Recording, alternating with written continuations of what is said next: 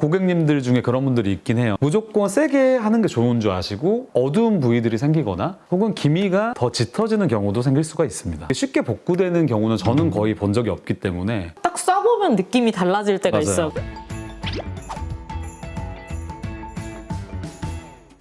안녕하세요. 다시온 클리닉 김혜리 원장. 송상록 원장입니다. 오늘 주제는 뭐죠? 오늘의 주제는 토닝 레이저입니다. 원장님 토닝 받아보신 적 있으세요? 저는 사실 매우 예민한 피부이기 때문에 토닝을 받고 뒤집어진 적이 많아가지고 예전에 초반 때만 좀 받다가 요즘에는 좀 받지 않고 있습니다. 이런 분들 때문에 저희가 프로그램을 새로 준비했습니다. 누구한테나 이제 진행이 될 수는 있는데요. 각자마다 피부 타입이 다르기 때문에 이제 예민도에 따라서 같은 레이저라도 에너지가 각자의 맞춤형으로 다르게 이제 진행돼야 된다는 게 가장 이제 필수적인 요소이다라고 저는 생각을 합니다. 사실 그냥 토닝 레이저라고 하면 고려할 게 더 많아요. 피부 타입이 예민하느냐 이것도 당연히 있겠지만 이 사람이 피부가 특히 동양인 같은 경우에는 엄청 백인처럼 하얀 사람도 있는데 거의 흑인에 가깝게 어두운 톤이신 분들도 꽤 있으시거든요. 그런 사람들일 경우에는 같은 레이저로 쐈을 때 완전 천차만별로 다르게 나타날 수가 있고 후 관리에 따라서도 어떤 사람 피부가 되게 튼튼해서 필링 같은 걸로 각질 정리를 좀 해줘야 오히려 레이저가 덜 튀면서 제대로 먹는 사람이 있는가 하면 원래도 피부가 너무 얇고 예민해서 거기다가 필링을 하고 해버리면 그냥 그 모양 그대로 올라와 버리시는 분들도 있어요. 김 원장님께서도 정말 잘 정리를 해주셨는데요. 이제 에너지 말씀을 하셨잖아요. 그래서 제가 고객님들께 드리는 말씀이 어느 누군가에게 되게 효과를 주지 못할 만큼 약한 에너지가 또 다른 누군가에게는 이제 부작용을 초래할 만큼 강한 에너지가 될 수도 있다라는 점을 항상 강조를 드리고요. 그런 차원에서 이게 섬세하게 조절이 되지 못했을 때 부작용들이 몇 가지가 있죠. 간단하게 정리를 네. 한번 해볼까요? 일단은 1번은 제일 많은 거 알러지가 올라오시는 분들이 있어요. 고객님들 중에 이런 얘기 하신 분들이 있어요.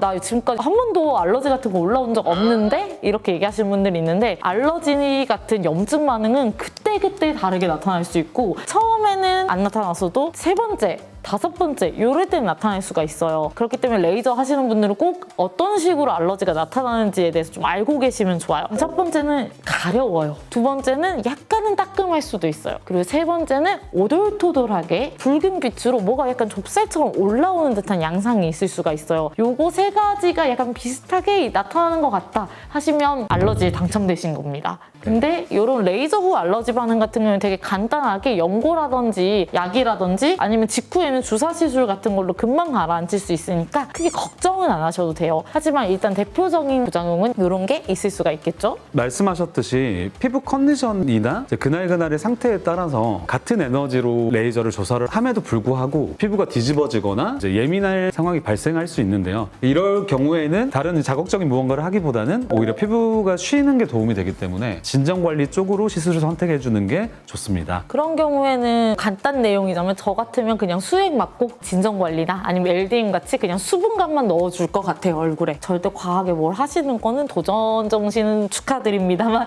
절대 추천하고 싶지 않고요. 근데 이제 일시적으로 이렇게 예민해진 게 아니라 지속적으로 예민한 피부 타입도 있잖아요. 근데 그런 분들도 피부톤이 환해지고 싶거나 이런 욕구가 있으신 분들이 있기 때문에 네. 사실은 이런 분들에게도 토닝을 하지 말라까지는 아닌데 최대한 시술자가 섬세하게 그날그날의 피부 컨디션을 조금 고려하면서 조심스럽게 진행을 하기를 추천을 좀 드리는 편입니다. 아까 알러지 반응을 말씀해 주셨는데 단순 알러지에서 그치지 않고 이게 염증으로 이어질 수가 있는데요. 흔히 말하는 저희가 염증 후 색소 침착이라는 반응에 의해서 오히려 기존에 갖고 있던 피부 톤보다 어두운 부위들이 생기거나 혹은 기미가 더 짙어지는 경우도 생길 수가 있습니다. 그쵸, 그게 제일 문제죠. 알러지 같은 경우 어쨌든 해소가 가능하니까 고객님들이 잘 기억을 못 하시는 경우가 많은데 기미가 더 진해지거나 그것 때문에 오히려 색소 침착이 더 생기거나 이게 사실 제일 고객님들한테 스트레스예요. 밝아지고 톤이 균일해지려고 받았는데 반대의 결과가 나오니까 이거는 보통 두 가지 원인인데 하나는 아까 말씀드린 대로 피부가 진짜 예민해서 얘가 염증 반응이 더 생겼을 때 그리고 나머지 하나는 아예 시술 자체 에너지 값이 그거를 유발할 정도로 너무 강하게 들어갔을 때 이렇게 두 가지가 대표적이라고 할 수 있겠죠. 근데 이제 실제적으로 고객님들 중에 그런 분들이 있긴 해요. 무조건 세게 하는 게 좋은 줄 아시고 무조건 에너지도 높여달라. 근데 이제 제가 아까도 말씀드렸듯이 모든 사람들은 각자 다른 피부 타입이나 피부 장벽을 갖고 있고 그리고 어떻게 보면 자기한테 맞는 에너지 레벨이 이미 정해져 있는 거예요. 근데 그거를 사실 찾아가는 여정이 이제 토닝이라고 저는 생각을 하거든요. 저희도 아무리 전문적으로 이제 보는 사람들이지만 눈으로 그냥 처음 봐서는 정확하게 이 피부 타입이 어느 정도 에너지 레벨을 조사를 했을 때 딱 정확할 것인가를 예측하기는 좀 힘들어요.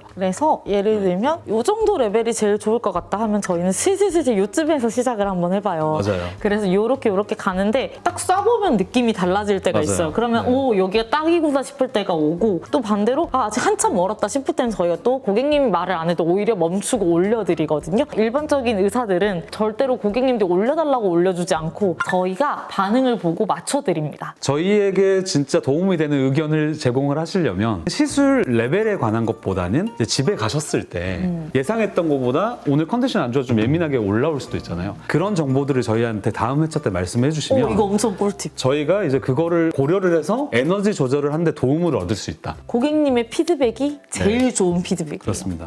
김 원장님도 그렇고 저도 그렇고 시술할 때 되게 말이 많은 타입이거든요.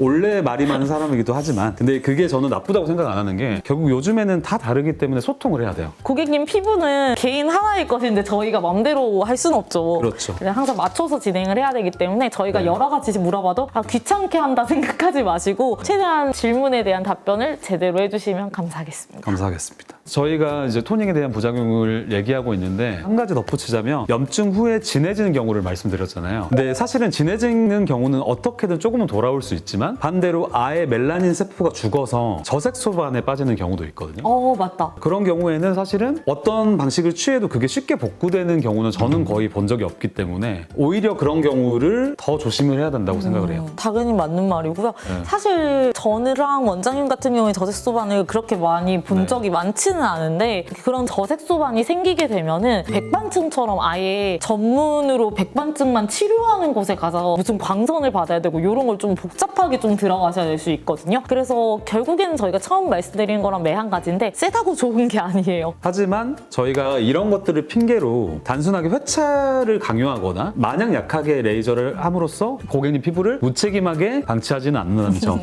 그것만 잘 기억해 주시면 좋을 것 같습니다. 맞아요. 보통은 그래도 최적의 에너지 레벨을 3, 4회차쯤에는 근접하게 이미 도달하기 맞아요. 때문에 네. 저희가 막 회차를 더 요구하려고 약하게 쏘는 게 아니라 처음엔 어쩔 수 없다 이렇게 이해해 주시면 될 것 같아요. 네. 그러면 제일 많이 하시는 시술이 사실 토닝입니다.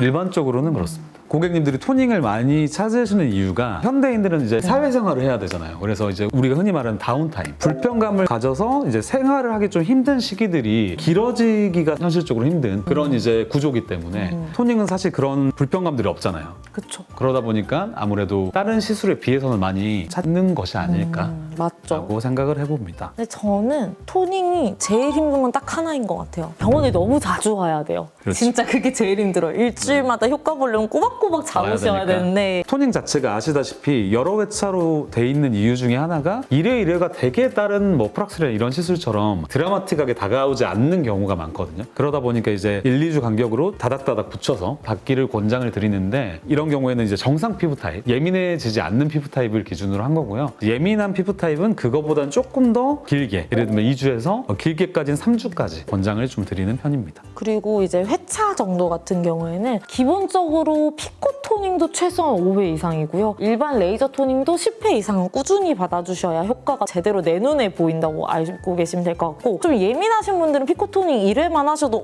밝아진 것 같아요 원장님 이런 분들도 많기는 한데 저희가 실제로 사진을 촬영해서 고객님의 색소 자체가 나아지는 걸 확인을 하려면 그거는 최소한 10회 이상은 들어가는 게 맞는 것 같아요. 그리고 예를 들면 뭐 대학병원 같은 데도 다녀보시고 여러 군데 다 다녀보시고 한 많은 이제 색소를 갖고 계시는 분들은 맞는 색소 레이저를 다 병행해서 하셔야 되기 때문에 기본적으로 12주나 14주 이상 좀 갈 거라고 생각을 해주시면 좋을 것 같아요. 근데 이제 한 가지 말씀드릴 거는 이거는 어디까지나 저희가 대략적인 평균값을 낸 거기 때문에 모든 고객님들께 해당되는 말씀은 아니고요. 그런 경우도 있잖아요. 그러니까 색소가 옅어지는 데는 저희가 이제 깨주는 그런 이제 작업도 필요하지만 본인 스스로의 재생 능력이 더딘 경우에는 깨진 색소 조각들을 흡수시키지 못해서 그대로 유지되는 경우도 많거든요. 그쵸. 그러다 보니까 재생을 위한 후 관리들 뒤따라 와주지 않는다면 토닝을 여러 번 해줘도 내가 원하는 만큼 이제 만족감을 못 느끼는 경우도 있기 때문에 꼭 재생 쪽을 같이 이제 겸해서 관리해 주시면 좋을 것 같다라고 생각을 합니다. 오늘 저희 영상이 마음에 드셨다면 구독과 좋아요 부탁드리고요. 다음번에는 더 알찬 영상 그리고 더 좋은 컨텐츠로 찾아뵙겠습니다. 감사합니다. 감사합니다.